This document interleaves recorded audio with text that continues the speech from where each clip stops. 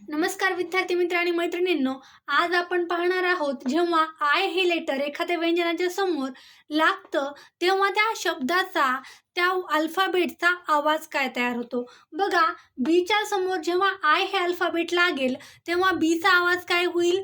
बी. सीच्या समोर जेव्हा आय हे अल्फाबेट लागेल तेव्हा त्याचा आवाज काय तयार होईल? की.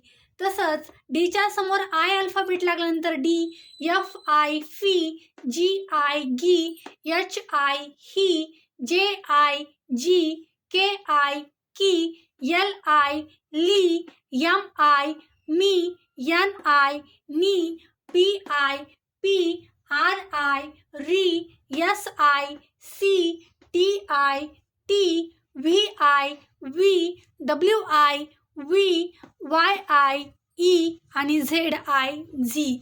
हे सर्व आवाज आपणही पाठ करायचे आहेत आणि या आवाज पाठ केल्यानंतर आपण यापासून वर्ड्स कसे बनवायचे आहेत हे पाहूयात नेक्स्ट व्हिडिओमध्ये.